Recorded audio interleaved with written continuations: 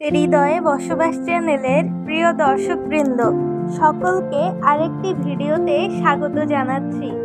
আমাদের শৈশব ছিল রঙিন রঙিন গল্পের বইয়ের স্মৃতিতে জড়ানো, কিন্তু বর্তমান প্রজন্মের কাছে গল্পের বই মানে একটি অজানা জগৎ।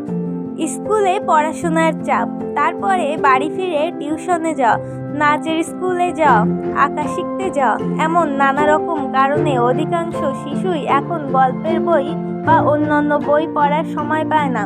অথচ আমাদের বেড়ে ওঠা মস্তিষ্কের বিকাশ, কল্পনা শক্তি গড়ে ওঠার জন্য পড়ার অভ্যাস তৈরি করা অত্যন্ত গুরুত্বপূর্ণ। কেবল জ্ঞানের ভাণ্ডার বাড়াতেই নয়, স্মৃতিশক্তি বৃদ্ধি করতেও শিশুদের পড়ার অভ্যাস গড়ে তোলার উপর অভিভাবকদের জোর দেওয়া উচিত।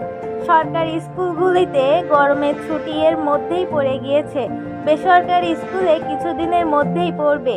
এই সময়কে কাজে লাগিয়ে কিভাবে ছোট থেকেই বাড়ির খুদেটির মধ্যে এই অভ্যাস গড়ে তুলবেন রইল হদিস।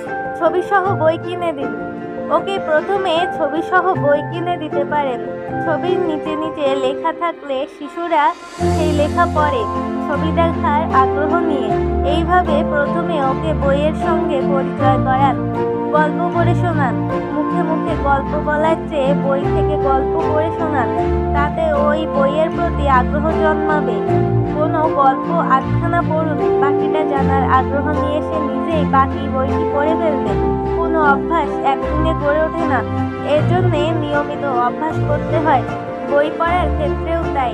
শিশুকে প্রতিদিন ঘুমোতে যাওয়ার আগে অল্প হলেও বই পড়তে বলুন। বই পড়ার জায়গাটি সুন্দর করে সাজান। বই পড়ার জন্য একটি পরিবেশ দরকার হয়। বাড়িতে বই পড়ার জন্য একটা আলাদা করে জায়গা তৈরি করুন।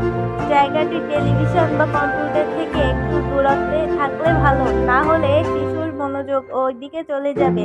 বই পড়ার জায়গাটি সুন্দর করে সাজিয়ে তুলুন, নানান রঙের ব্যবহার করে, তাহলে ছোট্টটির বই পড়ার প্রতি আসক্তি বাড়বে।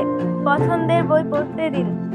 যে বই পড়তে ভালো লাগছে সেই বই পড়তে দিন ওকে, জোর করে অন্য বই চাপিয়ে দিবেন না, তাহলে বই পড়ার স্বাভাবিক ইচ্ছেটা থাকবে না। আপনিও বই পড়ুন।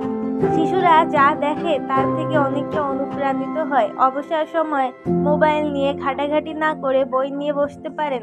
আপনি যদি আপনার শিশুর সামনে বই পড়েন, তাহলে তার মধ্যেও বই পড়ার প্রতি আগ্রহ জন্মাবে।